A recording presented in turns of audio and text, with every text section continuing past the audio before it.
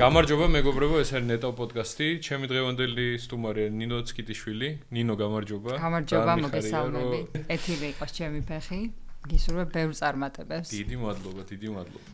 პირველი ალბათ რაც ერთ შენ ინტერვიუში მოგლე შენ წარმატების რაღაცა თემებზე საუბრობდი და quotes-ივით ციტატა თუ როგორ არის ქართულად ციტატა სწორია ქართულად ხო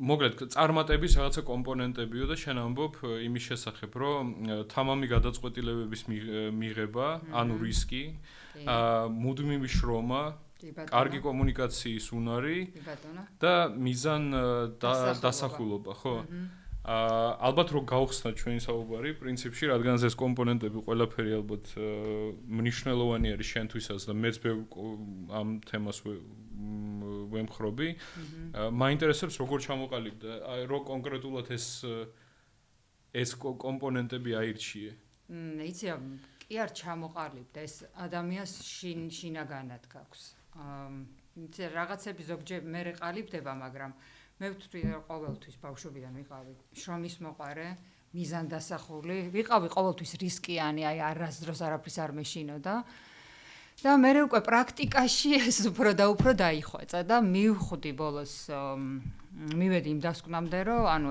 ეს არის ალბათ მთავარი კომპონენტები რაც წარმატებისთვის გეხმარება ადამიანს და ყველაზე მნიშვნელოვანია ფიქრობ კომუნიკაციის უნარი იმიტომ რომ ბევრი ჭკვიანი ადამიანი არსებობს ბევრი შრომის მოყვარე ადამიანი არსებობს მაგრამ რაღაც თქო უნდა დაამახსოვრო თავი აი თუნდაც პარტნიორს თუნდაც კლიენტს ანუ ეს არის მთავარი კომუნიკაციის უნარი და სხვათა შორის სამოდელო ბიზნესშიც დღეს ძალიან დიდ როლს თამაშობს იმიტომ რომ თუ გინდა რომ კონკურენცია მოიგო ჩვენ სფეროში ყველაზე მნიშვნელოვანია კომუნიკაციის უნარი ანუ წარმოიდგინე რამხელა კონკურენციაა რამდენი ლამაზი ქალია რამდენი ლამაზი გოგოა და აი კლიენტთან რო შედიხარ კასტინგზე რო შედიხარ ანუ რითი უნდა დაგიმახსოვროს ხო თუ არა კარგი კომუნიკაციის უნარით კარგი გამარჯვებით კარგი მოკითხვით აი ელემენტარულს ვიტყვი რაღაც ორიოდ სიტყვით შენ თავზე რომ აი ისე რაღაც განსხვავებულად ეთყვი ამას ძალიან დიდი მნიშვნელობა აქვს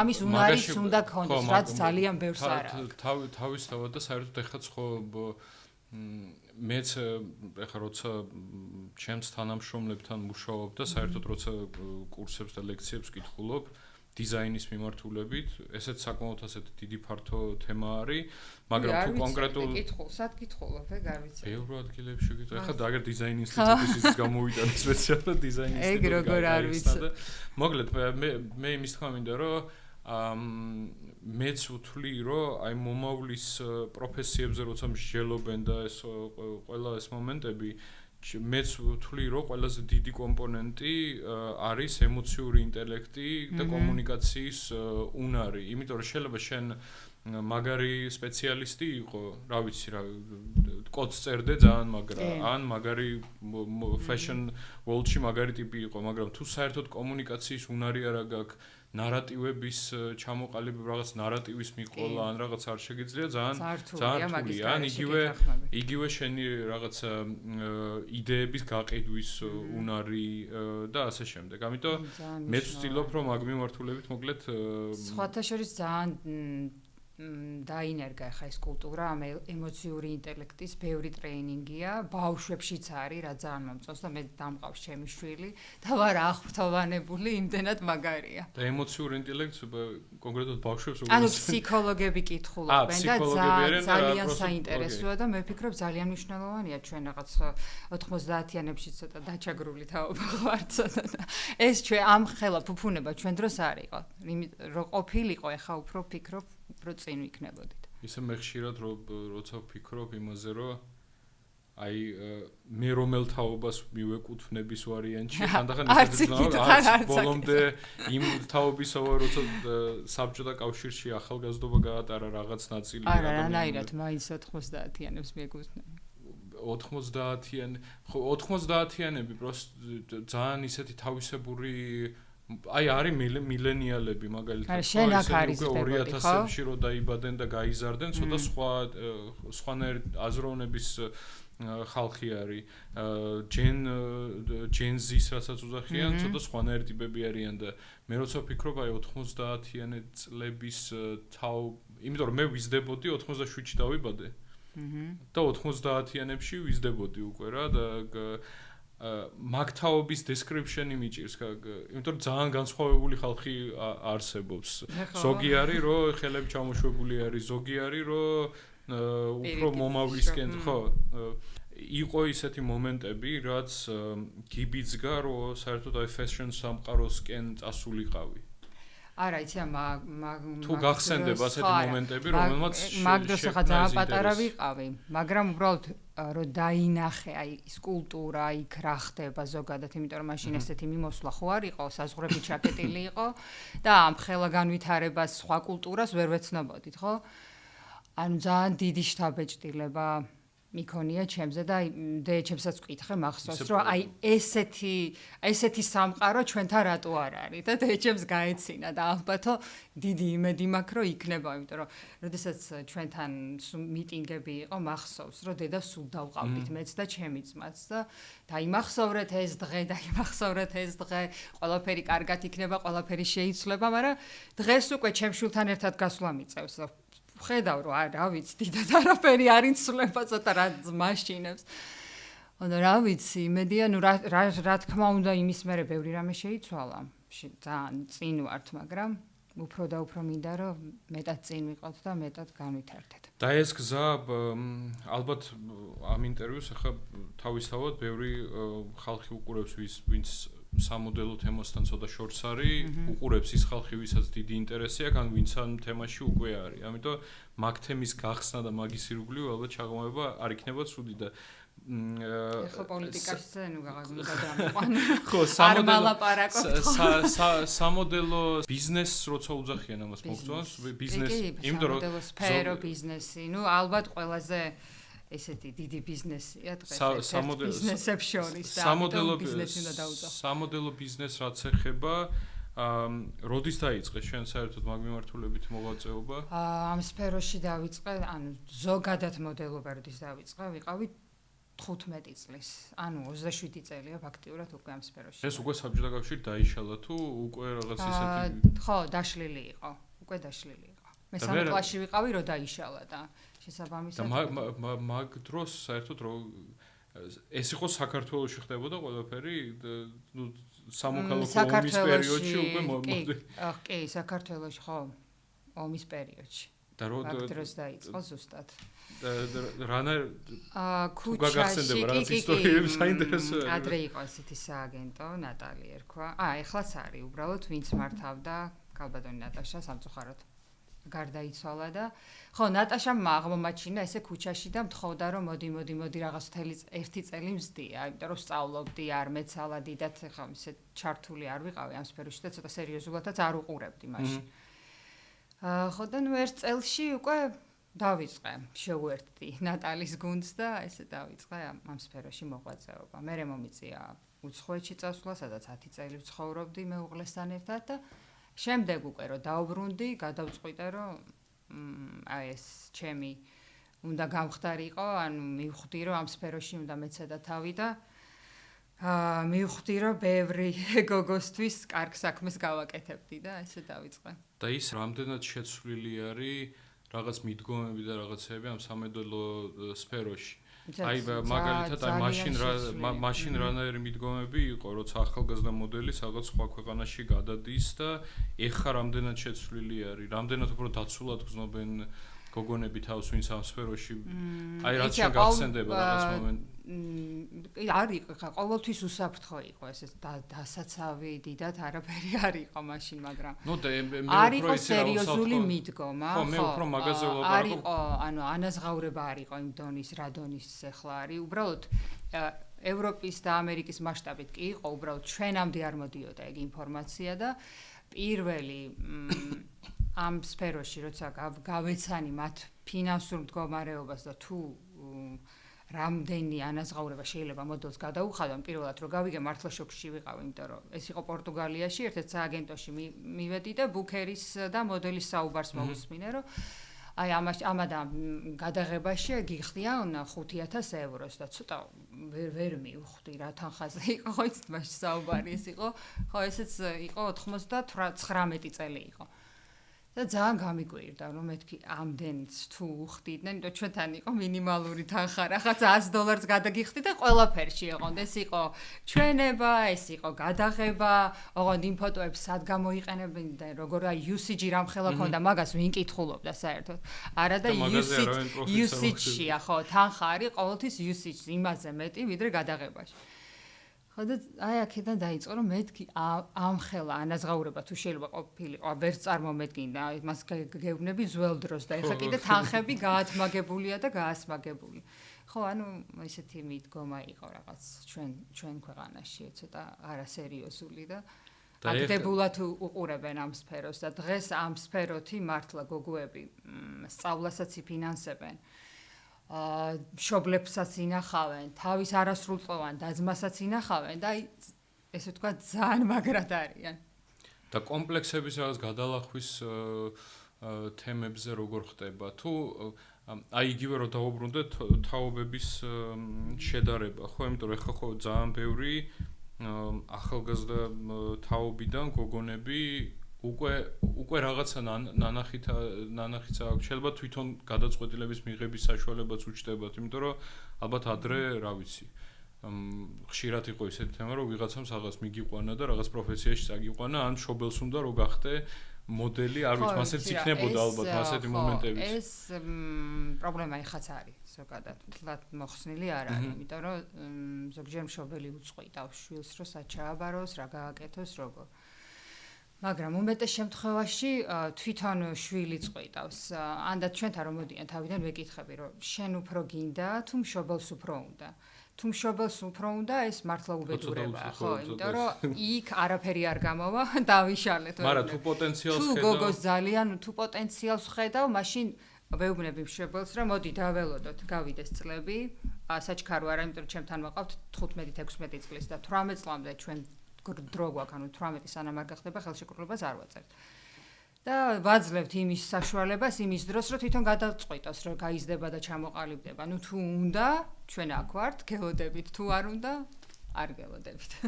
მაგრამ მეორე სხვა მაგით საინტერესო თემა არის, იცი რა, მე რაზეც ხშირად ვფიქრობ. აი, მე პირადად გეგონება ვიცი, რომ ძალიან მოკლედ შენ დიდი წყვილი გაქვს ამაში ძალიან შეტანილი ამ მოდელინგის სფეროში და ასე შემდეგ, მაგრამ ცოტა ისეთი გზნობა მაქვს, რომ გეგონება საქართველოში გვაკლია რაღაცა მედია რესურსები, რომელიც ამაზე საუბრობს. რა ვიცი, იგივე ვოგები, რაღაც, აი გეგონება ქართულ ენოვან ბაზარზე ბევრი ინფორმაცია მოდელინგზე არ არის. შეიძლება მეშლება და შენ იცი, აი იყო, როდესაც მოდის პირეულები იყო, ანუ ეს თემა კარგად მოძრაობდა და ანუ ბევრი ინფორმაცია იწერებოდა, მაგრამ ეხლა როცა მოდის კვირეული აღარ არის, ცოტა შენელ და ხო, ჯერჯერობით აღარ არის, არ ვიცი, ეს პროექტი გაჩერებულია, ალბათ ესე გადაწყვეტეს ორგანიზატორებმა.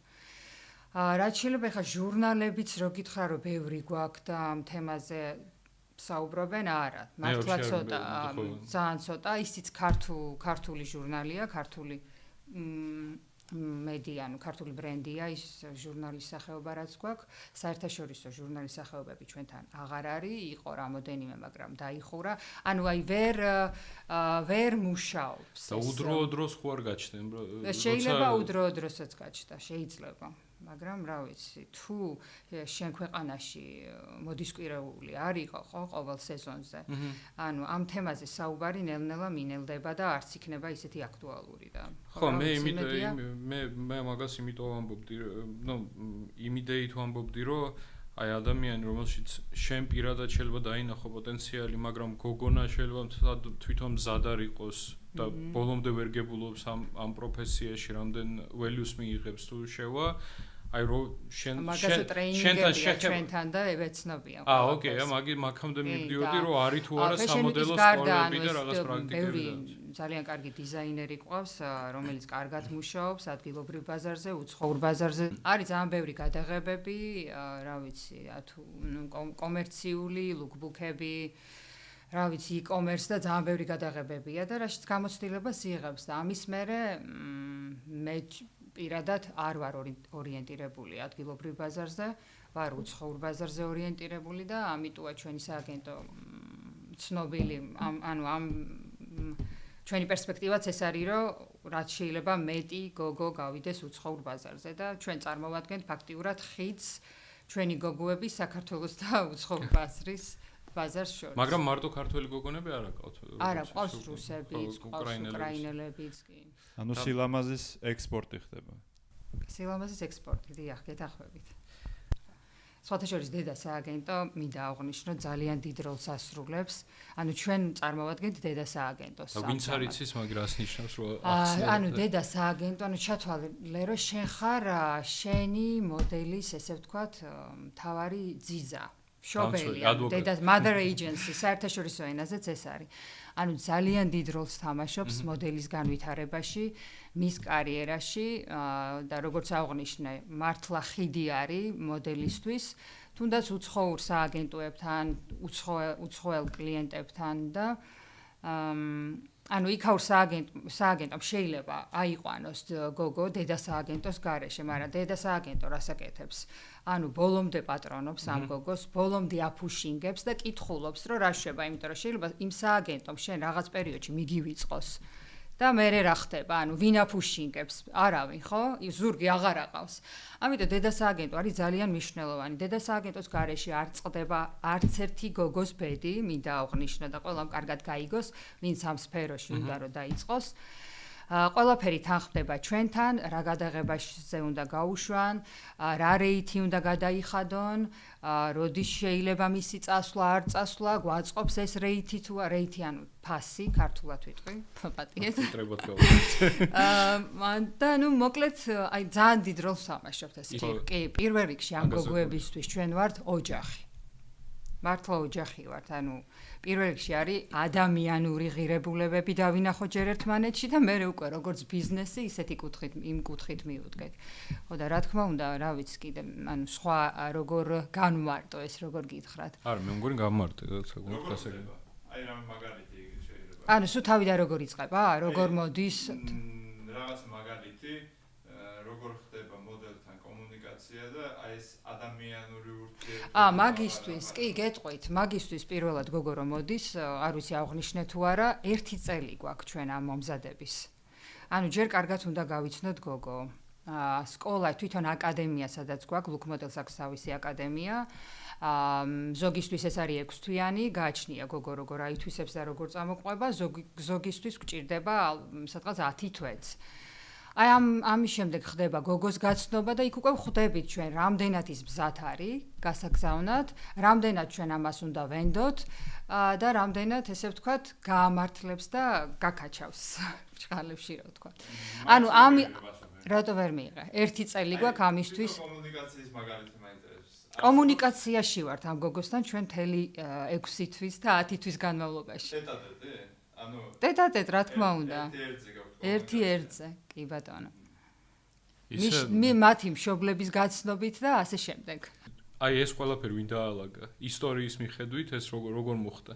ან პროცესების დაალაგება არის რაღაც პრეცედენტის განვითარების. ხო, აი ეს ხო აი ყველგან ხო წესები, პრინციპები თავიდან ვინ შეგვისაც შეიძლება საფრანგეთში თუ ევროპაში ალბათ, ევროპაში უფრო. ოკეი.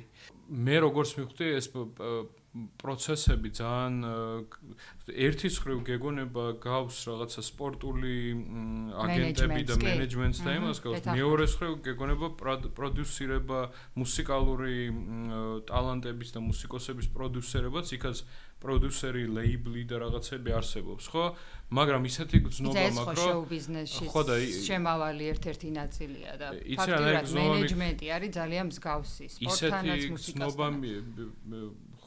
ბოდიშტო და როგორც შეგაწყვეტი. მე შეგაწყვეტი. მოგეთ მე ისეთი გზნობა მიჩნდება, რომ თვითონ სამოდელო ბიზნესი საკმაოდ ისეთი სენსიტიური ამბავი არის და მე ვერ ვხედავ, შეიძლება შენ ხედავ მომავალში როგორ შეიძლება მოხდეს რაღაც disruption, ესე ცვლილებები.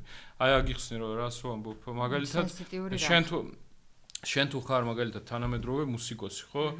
შენ შეგიძლია იყო შენი თავის პროდიუსერი, გახსნა, რა ვიცი, Spotify, TikTok-ი და დაიწყო საქმიანობა და არ დაგჭირდება ამხელა გუნდი და რაღაცა კონკრეტულად ლეიბლის გარეშე შეგიძლია რაღაცა გადადგა და შენი თავის პატრონივით იყო და აი მე ცოტა ვერ წარმომიდგენია შეიძლება TikTok-იდან შეიძლება გახდე პოპულარული და მე სამოდელო ბიზნესში შეხვიდე და ასეთ პრეცედენტებიც იყო ამ სახიობი გახდე ან მომღერალი ან არა მარტო TikTok-იდან Instagram ნებისმიერ მაგრამ ნახე მოდელი ესე პირდაპირ ვერ გახდება TikTok-იდან შეიძლება TikTok-ერი მოდელი იყო მაგრამ საერთაშორისო მასშტაბის მაღალ მოდაში ვერ მოხვდე ანუ ამისთვის სჭირდება სააგენტოს გავლის გარეშე გამორიცხული ამას ვერ გააკეთებ იმიტომ რომ კომპანია თუნდაც ის ბრენდი რაც არის, უნდა დაუკავშირდეს კომპანიას.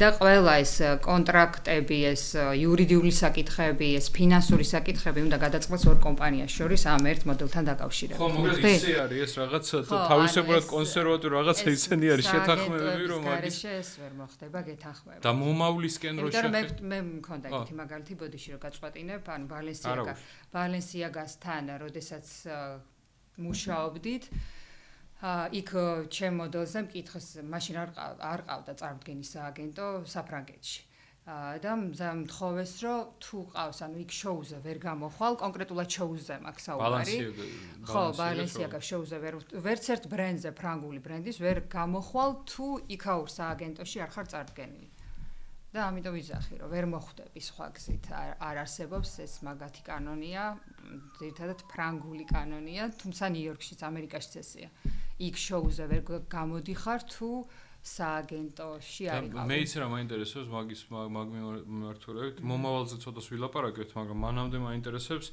ეხა ხო იქნება ძალიან ბევრი რაღაცა ახალგაზრდა ბრენდები, სვარიანტები ხო იშიტება იგივე. ნუ ეხა არ ვიცი, ვიეტმო არ ქვია, იმას გვასალი. ხო. მაგენსაც მას ეს წესებია აქვს თუ ცოტა განსხვავებული წესები თამაშობენ. ყოველთვის სააგენტოს ესე იგი ნებისმიერი ახალგაზრდა ბრენდის რო შეგეთყვით. ეხლა აიყვანეს ჩვენი გოგო და კითხვა იყო ესეთი რომ მას ყავს თუ არა წარმოდგენის სააგენტო პარიზში. ანუ დაგვიკავშირდნენ და ეხლა როგორც იცით დიდი ზეიმია მოდის სფეროში, რადგან Fashion Week-ია. გაგანია ეხლა ლონდონში და გადმოვლენ შემდეგ მილანში და პარიზში. და პარიზში ხარ რომ წარადგინოს ვეტმენმა თავისი 2024 წლის შემოდგომა ზამთრის კოლექცია, მოკლედ ხო ჭირდება მოდელები და გვიკავშირდებიან ჩვენ და გვეკითხებიან რომ ყავს თუ არა წარმოდგენის სააგენტო და რა თქმა უნდა შემდეგ მიდის გადამისამართება. ოკეი, გავიგე.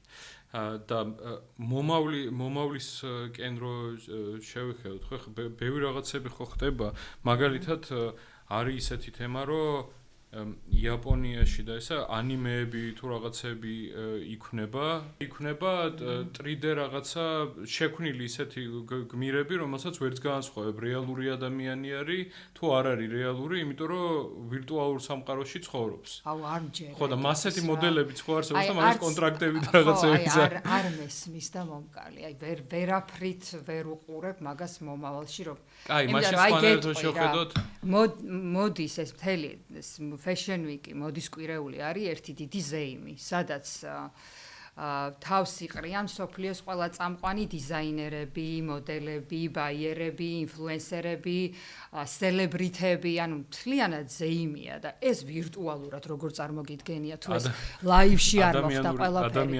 ჩათვალე რომ ეს ჩემი არ ვიცი პერსონალურია, ჩემი პირადი აზრია. ჩემი სუბიექტური აზრია რომ მე მაგას ვერ უყურებ მოდის განვით მომავალში ვერ უყურებ როგორც მოდის განვით. მეც უფრო იმის მომხრევალ რომ არა ვირტუალური სამყარო თავის მხრივ ძალიან საინტერესო არის. არ მომწონს არც მინდა ვიცოდე და ვერ გავიგებ არ შემილია და მომკალი.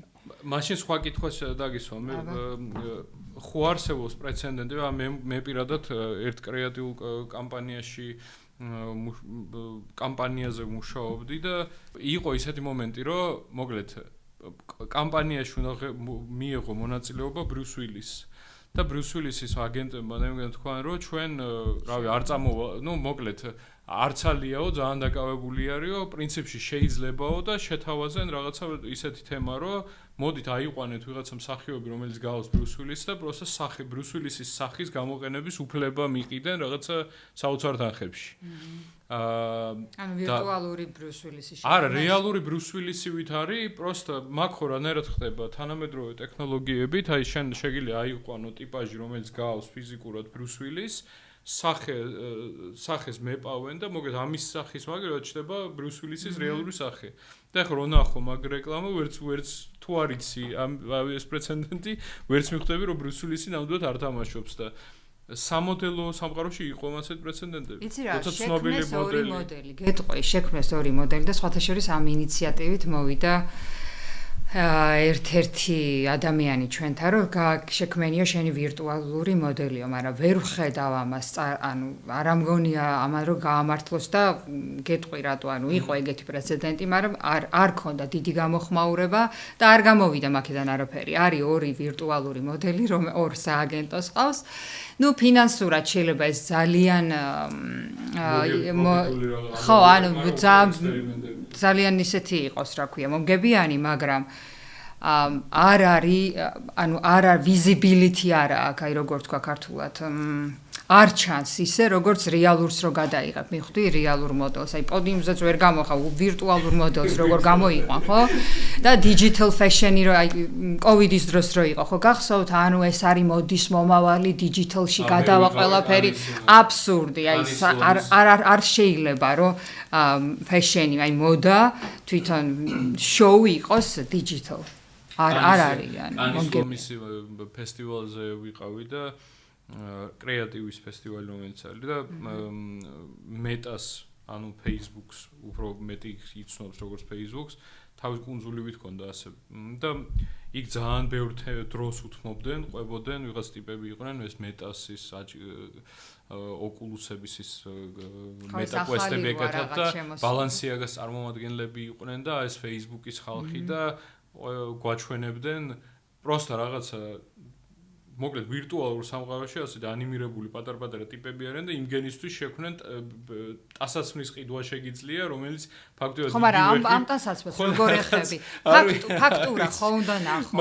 ესე რანაირად ვიშოპინგო. ხო და რას ბალანსიაგას ტასაცმელი შეგიძლია არ ვიცი, ოკულუსით როგორ უნდა ვიშოპინგო. კი გადაყავხარ იმ სხვა სამყაროში, მაგრამ ხო უნდა შეხო, ხარისი ხო უნდა ნახო, რას ყიდულობ. ახლა არ ვიცი. მესმის. არ მესმის. აი, მოდი რომ დავუბრუნდეთ ეხლა მოგეთ კიდევ ერთხელ თქვა, შენს ძალიან დიდი წყვილი გაქვს ამან შეტანილი და შენი შვილიც ცნობილი მოდელი არის, საკმაოდ ცნობილი მოდელი არის და საერთოდ არის ასეთი რაღაც, აი ქართველი გოგოების, ქართველი ქალის სილამაზე აღქმა და ესა, აი სოფლიო ფორმატში ეს არის რაღაც მოლოდინები ან არის მოლოდინები იმის, რომ კიდე ძალიან ბევრი ქართველი იქნება, მაგის გარანტიას მე გაძლევთ და მალე გაიგებთ ბევრ ნიუს, ანუ არის ძალიან მოთხოვნადია, იმიტომ რომ ჩვენ ყავს უნივერსალური სახეები, ანუ ყველანაირი, ანუ თითქოს ბრაზილიელიც არის, თუ თითქოს სლავურიც არის, აზიურებიც ვართ, რაღაც, არ ვიცი, ყველანაირი ევროპული, იტალიური, ყველანაირი მიქსი გვაქვს და ეს იმათვის არის ძალიან საინტერესო. და ძალიან ბევრი გოგოა, იმდენ ბევრი, რომელიც არიცით, მართლა ძალიან ბევრი მუშაობს. და ანუ მოთხოვნა ნამდვილად არის. და ამ განსხვავებას მე მაგითი უბრალოდ მასა ვართ ცოტა, ეგ არის ცუდი, შეიძლება უფრო მეტი იყოს, მაგრამ სამწუხაროდ ძალიან ცოტანი ვართ. მაგაში შეიძლება უნიკალობა იყოს რაღაც. ცოტა ვარი რაღაც. ხო. მაგრამ მან არის რაღაც ასეთი მომენტები, როცა აი მაგალითად არის რაღაცა ფრანგული სილამაზე, ხო? და რაღაც პარიზელი ქალის რაღაცა აღქმა, რა ვიცი. აი მასეთი რაღაცა გზნობა ქართული სილამაზის მიმართ ჩდება თუ აი შენ რაც მოყევი ხო ძალიან სხვადასხვანაირი ვაიბი და რაღაცა სხვადასხვანაირი სილამაზე მოდის და ეს სხვადასხვანაირი სილამაზესაც ითხოვენ, ეხა მოდა ისე არის diversity ხო, ყველანაირი ტიპაჟი ჭირდებათ, ყველა ტიპაჟს თავისი კლიენტურა ყავს, რომელსაც ერგება და ამიტომ არის diversity, აი ყველანაირი, აი ვერ აიგებ ეხლა როგორი ჭირდებათ, მართლა ვერ მიხვდები. ადრე ვიცოდი რომ უნდათ უფრო beauty, ცოტა სექსი რაღაც და ეხლა ყველანაირი უნდათ. 90-იანები რაც გავიხსენეთ. Unisex-ი, ბიჭური, beauty, რა ვიცი, ყველანაირი oversize, რასაც მივესალმები და ძალიან მაგარია, იმიტომ რომ მარტო slim, მაღალი და ის მოდელის სტანზე ხო არ ყიდულობს, იმასაც ხო უნდა, ანუ Gucci ჩაიცვას, Balenciaga ჩაიცვას, oversize გოგომ, ხო? ქალმა, რატო არა ან კაცმა. ამიტომ მარკეტინგულად არის ძალიან მაგარი მიდგომა და მაგარი ინოვაცია იყო, აი რაც დაამკვიდრეს ძალიან მაგარი. სწორად გათვალეს ნამდვილად. ინკლუზიურობაზეც მინდოდა ზუსტად საუბარი შენთან. და არის, ну, მაგალითად არის ბევრი პრეცედენტები, ინკლუზიური მოდელები ალბათ სწორად ითქმება, როგორ ძახიან მაგ გოგონებს, რომელიც diversity მოდელებს უძახიან? ხო და არის მაგალითად გოგონა, მოკლედ არის გოგონა, ძალიან სიმპათიური გოგონა არის, რო არ დამოვიწე სახელი, ამოვიწერე კიდევაც, ვინი ხარლოუ. ისენი ლაქები თუ რაღაც პიგმენტაციის, კანის პიგმენტაციის რაღაც პრობლემები და რაღაცეები. ძალიან მოთხოვნადი და მაღალანაზღაურებადი მოდელი. ასეთი რაღაცა მაგალითები ჩვენთან რამდენად ხდება ეს, მოკლედ. ჩვენ რამდენად გახსნილები ვართ, რომ ხო, ну მაგ მოდელები აღმოვაჩინოთ და ვეძებ სანთლით, არ არის თორე. ნეტა იყოს სანთლით ვეძებ, თუ იცით გამომიგზავნე. ანუ კლასიკური სილამაზის ქვეყანა ვართ ჩვენ. კლასიკური, ხო, აი ესეთი ცოტა განსხვავებული ტიპაჟის მოძებნა ძალიან მიჭირს და თუ ვინმე სადმე ხარ და ამ გადაცემას ეხა უსმენთ, მოდით, გელოდებით. მე ჩვენ ნათესავი ყავს ალბინოსი, მაგრამ ბიჭია და უკვე ასაკში აღარ არის რომ მოდელი იყოს ამიტომ. ხო და ასაკიც აღარ არის ჩვენ სფეროში. 40-დან 70 წლის ასაკში კაციც, ქალიც ისე მაგრად მუშაობს თუ აიტაცა ბაზარმა და აიტაცა კლიენტმა რომ ანუ ასაკში შეზღუდვა აღარ გვაქვს ასე რომ კაი მაშინ მაჩვენეთ ეგ ბიჭი მე ქალების სილამაზეზე ვილაპარაკეთ ქართველი ქალების ეშხზე და მამაკაცებშიც იგივე თემა ხდება თუ მამაკაცები არ არიან ისე პოპულარული როგორც ქართველი მამაკაცი მოდელები ხო ცოტა ყავს იმიტომ რომ fashion designer-ები ბევრია ხო ცოტა ყავს მამაკაცებზე დიდი მოთხოვნა მაინც არ არის თუმცა მაინც მუშაობენ და უშუალოდ diversity არ არის მასეთ ყველა ესპანელს მაგრამ არის ჩვენთანაც არის სხვათა შორის ახლა ორი ბიჭი ყავს რომელზეც ძალიან დიდი მოთხოვნაა და უბრალოდ ეხა ჯარში არიან და ჯერჯერობით ვერსად მიდიან და ყოველდღე არის ანუ აპდეიტს ვაკეთებთ როდის ჩამოდიან რა ფორმაში არიან და ანუ ძალიან დიდი დაკვირვების ქვეშ არის ეს ორი ბიჭი და მაგაცეც მე ალბათ სიახლეებს გაიგებთ და მე ჯარში გადაიყვნენ რაღაც fashion-ის Balenciaga-ს ფორმებით და იქნება ჯარში ევროპიდან ვერ გადაიღებენ კონკურენციაში გაიმარჯვა ანუ პარიზიდან გორში ცოტა ვერ მოხდება აი კამპანია გამოვიდა და და ეს ბიჭები მოკლედ გამოდის რომ უკვე ინტერესი აქვს და მზად არიან რომ მოდელები გახდნენ და საერთოდ ეს სტიგმები და რაღაცა დოგმები და ესენი კაცებში ალბათ კიდევ უფრო მეტი გოგონების მიმართ ალბათ მშობლებისგან არის რაღაცა კაცებში აღარ არის ესე ძალიან იშვიათად მაგრამ უფრო დიდი პროცენტი გადაჭრილია ეგ პრობლემა და აღარ არის და როგორ მოხდა გადაჭრილი? იცი რა არ ვიცი ალბათ თაობებმა შეცვალეს თაობა მოიტანა ეს ყველაფერი და განვითარებამ შენ ხედავდი უფრო ევროპისკენ მივდივართ ხო ხედავთ რომ მივდივართ ევროპისკენ სადაც არის მეტი განათლება, მეტი განვითარება, მეტი რაღაცის გააზრება და ანუ ალბათ ამან შეცვალა. და აზიურ ბაზარზე ქართველი მოდელები რამდენად მოთხოვნადელია? ძალიან ბევრია სხვათა შორის. ნუ აზიური ბაზარი ერთ-ერთი წამყვანია ამერიკის მერე და სხვათა შორის ძალიან ბევრი გოგო მუშაობს და ბიჭიც. ეხლა უკვე დღეს და ხვალ ამ კვირაში მარტო 4 მიფრინავს იმ შემდეგ კვირებზე რო არ ვილაპარაკოთ. და როგორი განსხვავება არის მუშაობის მხრიდან? იცით რა იქ ძალიან რობოტული პირობებია, მართლა რობოტები მუშაობენ, ზოგჯერ დროსაც არ უყურებენ და ევროპაში ეს დროის ფაქტორი ძალიან დაცულია, ანუ 8 სამუშაო საათზე მეტი არ გაქვს უფლება რომ მოდელი ამუშაო. თუ იმუშავებს ისიც 2-3-4 საათი შეიძლება გადააშორო, მაგრამ ძალიან დიდ ანაზღაურებას გიმატებენ. ხო და აზიაში ხო ანუ უფრო გიჟური გრაფიკია, იმაზე მეტი ევროპაშიც და ამერიკაშიც ძალიან რთული გრაფიკია, მაგრამ იქ მართლა რობოტები ვითარია. ზალ გინდა? კი, მინდა. ოკეი. ზალს მოდელი უნდა რო გახდეს და უყოდეო. კი, დიდი ხანია მინდა უკვე და ვერ გადავწყვიტე, ვერ გადავდგეგნა ბიჭი. რა მაინტერესებს საქართველოს, აზიის და ევროპის შუაში დგას. ევროპისკენ მივესწრაფებით, მაგრამ რჩებით ნახევრად აზიელები. და თუ არიან მოდელები, ვინც მოდიან და უნდათ რომ აზიაში იმუშაონ და ის სამყარო უფრო აინტერესებთ საცხოვრებლად. იცი რა, პირველი ნაბიჯები თუ აზიიდან დაიწყება გამოცდილების თვალსაზრისით ძალიან კარგია და მნიშვნელოვანია, ხო? ამიტომ ბევრს უნდა რომ დაიწყოს აზიიდან, ეს ჩემი რჩევაა ყოველთვის მათთვის და თუ გაითვალისწინებენ. არის ზოგი გოგო რომ მოდი რა ევროპიდან ვცადოთ. მე ვეუბნები რომ არა, თუ მომყვები, მენდობი, უნდა ვცადოთ ჯერ აზიიდან, გაეცნო იმ ბაზარს. მიიღო დიდი გამოცდილება, რაც მართლა ძალიან დიდ გამოცდილებას აძლევს და მე უნდა გადავინაცვლოთ ევროპაში. ანუ თავიდან ევროპაზე რო ვსალაპარაკოთ, ამერიკაც რა თქმა უნდა. ნუ მოკლედ იქეთაც ზოგადად დასავლეთი მაგრამ ისე არა მარტო ჩვენ სფეროს არა. არაბული სამყარო ამოვარდნილი არის მაგ შემთხვევაში. იმიტომ რომ საუდეთ არაბეთი ხო, არაბული დიდად მოთხოვნადი არ არის, თუმცა დუბაიში ძალიან ბევრი გოგოს და ბიჭს უმუშავია, მინდა გითხრათ, მაგრამ ისეთი აქტიური და მოთხოვნადი მაინც არ არის. და არც მომგებიანი. როგორ ასწრებ ამდენ რაღაცას, ესეც მიკურს ხო, იმიტომ რომ შენ ხო ძალიან ბევრი ინფორმაცია უნდა, ძალიან ბევრი ინფორმაცია უნდა გაიგო. ამაზე არ ვფიქრობ, არ ვიცი, აი ესე მიყვება. და მოგზაურობა და ეს არ გიჭირს, როცა არა, მაინტერესებს გიჭირს მოგზაურობა, როცა მოგზაურობ ამდენს არ იღლები თუ პირიქით მაგისგან კიდე დიდი მოგზაურობაზე ვაფრენ ესე მოგზაურობის დროს ონლაინ მუშაობაზე და ხო რა ვიცი, არ ვიღლებ. რა რიტუალები გაქვს მოგზაურობის დროს? გააჩნია რა მიზანი აქვს იმ მოგზაურობას. თუ დასასვენებლად მივდივარ, რიტუალის მეტი რა შეიძლება იყოს და თუ საქმიანად მივდივარ, რა თქმა უნდა, შემოიფარგლება ბევრი შეხვედრებით, ლანჩებით, მოლაპარაკებებით და ასე შემდეგ, როგორც არის.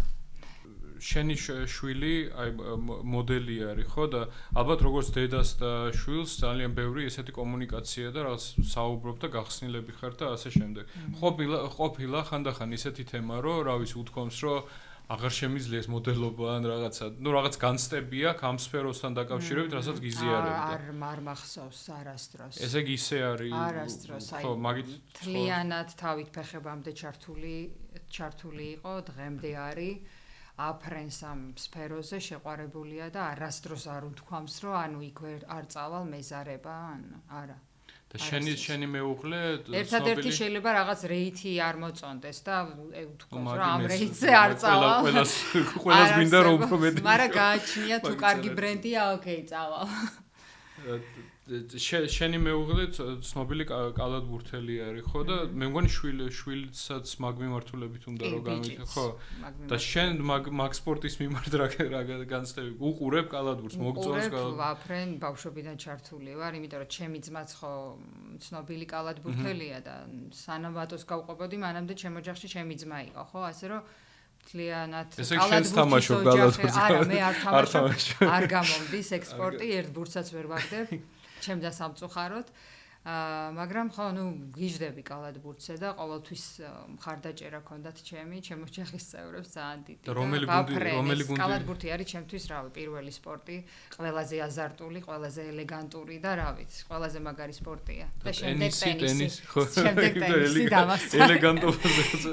ლაკოსტი და ელიტარული სპორტია ეს ორი ჩემთვის. კალათბურთში ვინ არის შენი ყველაზე საყვარელი გუნდი NBA-ში? ან ვიღაც მოთამაშე. შეგიძლია ძველის თქვა, რა ვიცი, ჩიკაგო ბულსი და აქამდე ჩიკაგო ბულსი. იცი რა, ალბათ ვის სადაც შეხება მქონია, ვის თამაშებზეც ნამყოფი ვარ, ეს არის Warriors-ი, Timberwolves-ი, Denver Nuggets-ი, სადაც ნიკა თამაშობდა, ხო.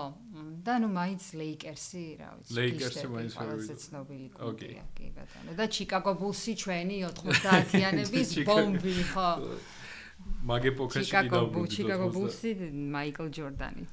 და საერთოდ აი ძალიან ბევრს მოგზაურობ, ეს უკვე თქვი, მოგწონს მოგზაურობა და ასე შემდეგ. არის ზოგი ხალხი, რომელიც აი ჩემ პროფესიაშიც არის და ბევრს მაგალითად ბევრი მსახიობები ამბობენ რომ აი არ მიყვარს ფილმების ყურება რა და მით უმეტეს მე ჩემი როლის ყურება და ასე შემდეგ.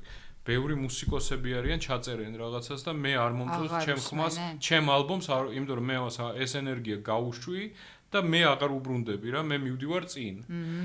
და შენ გააქვს ისეთი რაღაცა რომ აი მოდელინგი რა ჩემთვის პირადად ახლა ერთის ხრივ აი დიზაინში რაღაც მუდბორდების შექმნა, სულ რაღაცა ტენდენციებს შენ გააქვს ის მომენტი, რომ აი გვეძდება fashion week-ებზე სიარული და Instagram-ების მოდელებს პორტრეტს. არასდროს. აი შეიძლება ჩემი ხმა არ მომეწონოს ეხლა და ამ ინტერვიუს რომ მოусმენ, შეიძლება ყურებზე ხელი დაუყურო.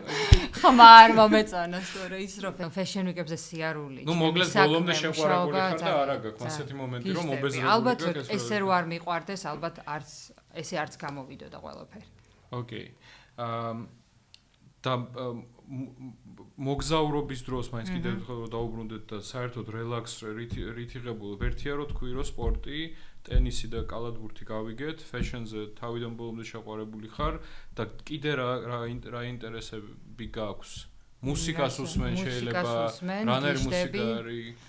კი მომიყევი მე და ვიცი რომ უფრო მაინც მომწონს აი 90-იანებში ძველ დროს რაც ჩვენ ბავშვობაში პაპსას უძახიან შეიძლება მაგრამ ნახე მუსიკა და სუნამო არის ორი რაღაც ჩვენ ცხოვრებაში რაც გამოგზაურებს და გახსენებს ყველა ხო აი ძალიან ისეთ ეგრევე გადაგაგდებს სხვაგან ანუ სუნამოს რო შეისხავ ეგრევე ასოციაციას იწვევს აი სადღაც ყოფილა და გახსენებს ყველა დროს ასევეა მუსიკაც. ზოგი სუნამო არის რომ ყოველი მეორე რო ისხავს და ხო არა ეგეთებს ვარ რა ვიცი რაღაც ეგეთებს არ ვისხავ. ხო და ანუ შენ რას იცახი განტვირთვა აი მაშინ აი მუსიკა აი თუ ჰობი რამა გიждები კითხვაზე ვაფრენ კითხვაზე გიждები ზღვაზე ჩემ მეგობრებთან ერთად მოგზაურობაზე ვაფრენ ესე სხვა და მთა მაინც ვაზე მთა ზამთარი არა მე არ ვარ ზამთრის ქალი არ მიყვარს ზამთრის სპორტი არ მიყვარს ზამთრის კურორტები ვაფრენ ზღვაზე მზეზე რაც მაძლევ ვიმუხტები ბედნიერებით აი მაშინ მუსიკას რომ მიუბრუნდეთ ზღვაზეც ერთი კითხვა მაქვს მუსიკას რომ მიუბრუნდეთ არის რაღაცა სიმღერა რომელიც რაღაცა იმ მომენტში გაბრუნებს რომელიც შენთვის აქამდე ესეც სამახსოვრო ბევრი მომენტები შეიძლება იყოს მაგრამ არის რაღაცა ერთი რაღაც კომპოზიცია აი მაგალითად აი ბიორკის სიმღერა It's All So Quiet ხო იცი ეს მახსენებს ჩემი სტუდენტობის პერიოდს იმიტომ რომ მაშინ უსმენდით ძალიან ხშირად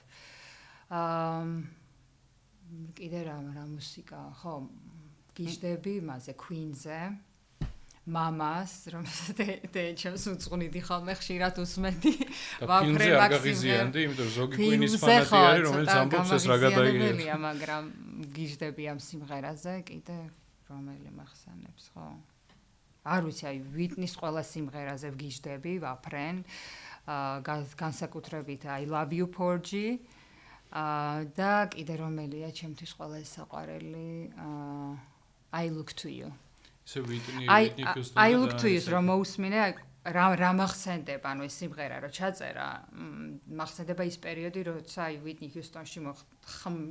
ჰიუსტონის ხმაში მოხდა საოცარი გარდატეხა რა ანუ ის თავისი რაღაც ქაოსური პერიოდის მერე რო გამოჩნდა და I Look to You რო იმღერა ძალიან მიყვარს ეს სიმღერა მაინც მაგრად ვღერის მაგრამ აი მის ხმის იოგები აი სრულიად შეცვლილი იყო და აი რა მახსენდება როგორ შოკი იყო ჩემთვის რომ მეთქი ეს ვიტნის ხმა როგორ მოხდა ესე რომ მის იოგებს რა დაემართა ესე ბიორკიც მაგარი ტიპია ბიორკი ხო აი ბიორკი განსხვავებულები არიან რა ვიტნი არის აი ვიტნი მომღერალი და ძალიან დიდი რაღაც კულტურაში და მუსიკაში ძალიან ბევრი რაღაცები დატოვა ბიორკი კიდევ вообще კოსმოსური არ მოეძებნება დღეს მე მგონი ანალოგი ხო და აი ბიორკი ცოტა კოსმოსური ადამიანია იმიტომ რომ ბიორკი ძალიან განსხვავებული overall experience ხო როგორ აცვია გამოსვლა ყველაფერი რო და ისა აქ რა ქვია დადიზაინებული რაც მიყვარს რა თქვა მაგრამ და ძალიან თავისუფალი ხო კაი სხვა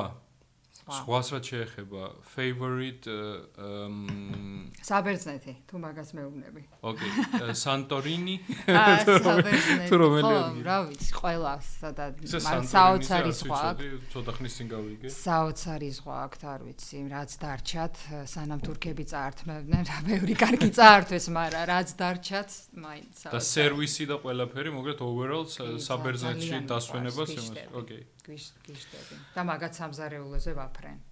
ძალიან დამუხტული ცხოვრება გაქვს. და რითი? თუ გაქვს რა მეთოდები გაქვს იმისთვის რომ რითი დამუხტული? კონცენტრაცია შეკრიფო შენი კონცენტრაცია თქვათ საქმისთვის ან პირიქით განმუხტვის. ხო, აი მაგაზე ხო პასუხი არ მაქვს, ისი? აი არ ვიცი ეს როგორ ხდება. მაგრამ აი მივყვები დინებას და აი არ მაქვს დაგეგმილი ჩემი ცხოვრება არც დღის განრიგი არა ვიცი რომ აი დილით რა უნდა გავაკეთო მე სად უნდა სამსახურში უნდა ვიყო აი ეს არ გეგმავ ამას ნუ ყოველდღიური ცხოვრებაა რუტინაა ეს ჩემი მაგრამ მაინც გამოვნახავ ხოლმე აი კანტვირთვის მომენტს ოღონდ არ ვიცი ეს როდის იქნება შუადღისით იქნება საღამოს იქნება გააჩნია საქმეს გააჩნია ნუ რა ვერ გეტყვით ეს როგორ ხდება დინებას მივყვები. ვაიმე ყველაზე უფრო რამას დამშოკა და ეს ჩვენ სფეროში ოღონდ სააგენტო ახალი გახსნილი იყო არ ვიცი ხა გინდა კურიოზი და არ ქვით ამათ გინდა რა ანუ ერთ-ერთი მოდელი გავუშვი ქართველი ძალიან კარგი გოგო და იქ ესეთი ოფშენი მოვიდა რომ დოლჩე გაბანას საცვლებში უნდა გადაეღო და გვიგებ მე აგენტი მირეკავს რომ არ ვთანხმდებაო რა დოლჩე გაბანას საცვლებში უხდიან კოლოსალურ თანხებს ოღონდ არაფერი იქ ისეთი არ არის და მე მირეკავე რომ არ იღებსო რა რაღაცა უნდა გნოეღა ჩაერთო გამორიცხული არ გადაიღებს და მაშინ წამოვაო საქართველოში ნუ მე ანუ მე იქ ამბები ჩავატარე ვერ აგიხწერთ ნუ ბოლო შედგა დავითახვა ეს გოგო როგორც იქნა ხო არის ეგეთი ბევრი კურიოზია თუ რაც არის რაც გინდა დაარქვით ხდება ხოლმე ეს ალბათ იმდენი ფეიკები აქვს ნანახი დოლჩე გაბანას ხო არა მილანში იყო გადაღება თლად დოლჩე გაბანას head office-ში და რანაირად უნდა წარმოიდგინო რომ ფეიკია ხო? მიზეზი რა იყო? ნუ არ უნდოდა ესე. Просто არ უნდოდა და всё, ასე განწყობა არ იყო მზად. განწყობა არ იყო ალბათ მზად. არ იყო. სხვათა შორის ეს ხდება 12 წლის წინ. მინდა გითხრათ, კიდე აი მენტალობა მაშინაც ცოტა რთულად იყო. ეხლა ეს პრობლემა არ მაქვს, მართლა არ მაქვს. ისე ერთი მომენტი მე პირადად რაზეც ცოტა, ნუ გავნიცდი კი არა, რაც მინდა რომ მოხდეს, ალბათ არის რომ აი გვასალიასნაირი პიროვნება, რა ვიცი, ჩამოდიოდეს საქართველოს. იმიტომ რომ როგორც ვიცი, რაღაცა თავისი ტკივილები აქვს და ბევრჯერ ულაპარაკია ამაზე. შენ გქონდა მაგასთან საერთოდ ნუ შეხება დემნა არის საოცარი ადამიანი, ვიცნობ, მართლა არაჩვეულებრივი პიროვნება, უშუალო და არის ძალიან დიდი პატრიოტი და როგორ მივხვდი რომ პატრიოტია, იცი? მე რომ მაგასთან ფიტინგზე ვიყავი, როცა შარშან ზამთრის კოლექციის კემპეინი იყო და დამამტკიცეს მე და ჩემი რამოდენიმე მოდელი. ნუ არ მოველოდი ამას საერთოდ, მაგრამ ძალიან დიდი მადლობა მინდა აქედანაც გადაუხადო. როდესაც შევედი დემნა აფიტინგებს და დემნა ხედავს, ანუ რა გაცვია, რა უნდა შეგისწოროს და რო გაიგო რომ ქართველი ვიყავი, აი წარმოგიდგენთ მთელი გუნდი, ხო, ფრანგები ყავს იქ თავის გუნდში და ძალიან ბევრი ადამიანი, ალბათ 30-მდე ადამიანი უყურებდა ამ ყველაფერს და რო გაიგო რომ ქართველი ვარ, აი იმის მერე, აი იქ მთელი ჩვენი ურთიერთობის 20 წუთი იყო თუ ნახევარი საათი, ერთი სიტყვა არც ინგლისურად უსაუბრია ჩემთან, არც ფრანგულად. ვსაუბრობდით მხოლოდ და მხოლოდ ქართულად. და არ აინტერესებდა მის გარშემო ვინ გაიგებდა, რას გაიგებდა. ანუ აი ძალიან დავაფასე. მართლა არაჩვეულებრივი ადამიანია, იმის გარდა რომ გენიოსია და საოცარი კრეატიულია და საოცარი ინოვატორია. აი მართლა ხელოვანი. ხო და მაგაზე გული მწდება, რომ წარმოიდგინე რომ პირველ რიგში არის პიროვნება. ხო, პირველ რიგში არის პიროვნება და იმის მერე უკვე დანარჩენი ყველაფერი. მაგრამ საქართველოს შემოსვლის მომენტები ისე აქვს. ხო, აი არ ვიცი. შეიძლება ჩამოდის და ჩვენ არ ვიცით. ეგ არ ვიცი. Kanye West-ივით მასკაში. ხო, შეიძლება. ისე მე მაგაზე იმიდანაც მივხვდი, რომ აი ბიჭი რო არის ვიღაც დემნაგრამი რომ იყავს Instagram-ში და ხო და მაგასაც როგორ მოექცა და რამდენს ხო როგორ იმას შვება. ძალიან მაგარი ბიჭია, ძალიან დიდ საქმეს აკეთებენ ერთმანეთისთვის. ქართული fashion დიზაინერები ვინც არიან ну გასაგები ხდემნა, ну ბალანსიაგა და იქეთ ვეტმენი და ეს გასაგებია და ძმის არიან. ცალკე კიდე რაც არის ქებურია არის კიდე. ქებურია ძალიან იჭიერი. ვისთან არის საინტერესო მუშაობა მოდელების პერსპექტივიდან. ყველასთან. ქებურია, ალექსანდრე ახალკაციშვილი, დალოუდი, რა ვიცი, ბევრი ძალიან წამყვანი საინტერესო და უნიჭიერესი დიზაინერები ყავს, თამუნა ინგოროყვა, ჩემი უსაყვარლესი ავთანდილი, რა ვიცი, ყველა ძალიან მიყვარს და ყველა უნიჭიერესია. ოკეი, კაი, გადავიდეთ. მაგრამ ყველა სჭირდება მოდის კვირეული საქართველოში. ჩემი აზრით იმედი გვაქვს, რომ ნეტავ როდის დაბრუნდება Fashion Week-ი საქართველოში და იმედი მაქვს, რომ დაბრუნდება. ვაგი საერთოდ დაგვავიწყდა ფოტოგრაფებზე საუბარი. კი, რა თქმა უნდა, ყველაზე მნიშვნელოვან როლს ასრულებენ ფოტოგრაფები. კი, ყავს ძალიან ბევრი ნიჭიერი ფოტოგრაფი, ერთ-ერთი უმაგრესი დავით გიორგაძე, რომელთანაც ძალიან ბევრი წლები მუშაობდით ერთად და დღეს იღებს საოცარ ყველა წამყვანი ბრენდის საოცარ კემპეინებს. უნიჭიერესი დიზაინი ეს არის ფოტოგრაფია და რა ვიცი, უსურვებ ბევრ წარმატებებს. მართლა. კაი, გადავიდეთ ბლიცზე. გადავიდეთ ბლიცზე ბატონო.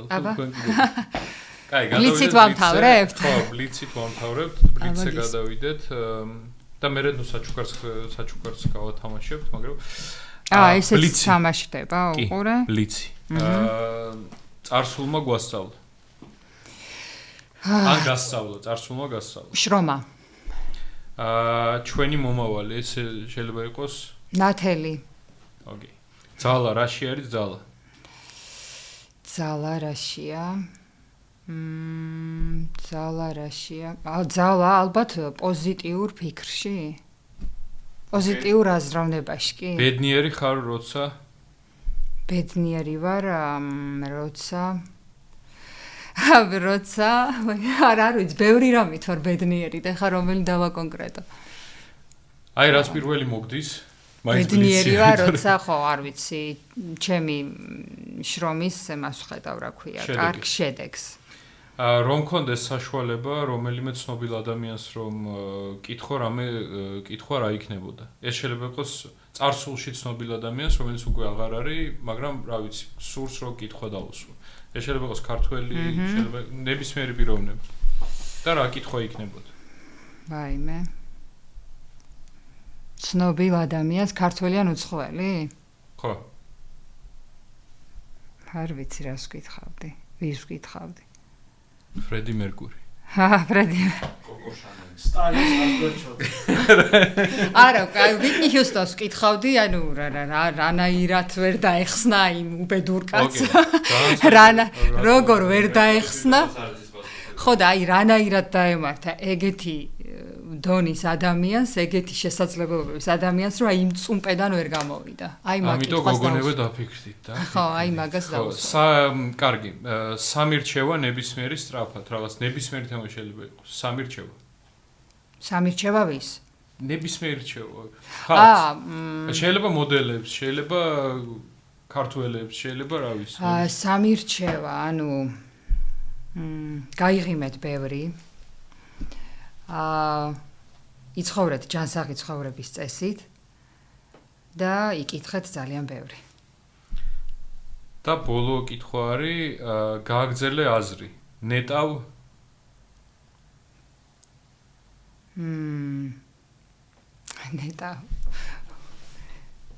ნეტავ შემეძლოს ფრენა. ძალიან პოეზიურად იმასკენით და დავაწყობთ ბლიცი. ხო, ნეტავ შემეძლოს ფრენა. მოკლედ, ბოლო ის რაც მინდა რომ იმასკენ, ჩვენ ტრადიცია გვაქვს ახალ ფორმატში, ვათამაშებთ ვინილს. და ჩვენმა პარტნიორმა Exo Vinyl Shop-მა და ბარმა მოგცა პრეზენტი. მე შენ შეგეკითხე რომელი ალბომები აირჩიე მეთქი. და რა ვიცი, ვიფიქრე რომ აბა რაღაც კარხასიაზე დაგვაყენებ და ბოლოში და მოგეთ უნდა მოვიფიქროთ რაღაცა კომენტარებში უნდა დაწერონ იმ ხალხმა ვინ ჩვენ საუბარს ჩვენს პოდკასტს მოусმენს რაღაცა დავალებასავით უნდა დაუტოვო შენ პირადად რომელ წელს დაარსდა Look Models-ი და რომელ თვეს და რომელ რიცხვში ხო, მოკლედ ამ ვინილს გავუგზავნით იმ ადამიანს, ვინც სწორად დაწერს კომენტარებში, რომელ წელს დაარსდა და თუ ეს და დღეს დაარსდა ლუკ მოდელსი. და გამოგიგზავნით ამ საჩუქარს, რომელიც პერსონალურად ნინომ აირჩია. დიდი მადლობა ნინო. მადლობა თქვენს მოწვევისთვის.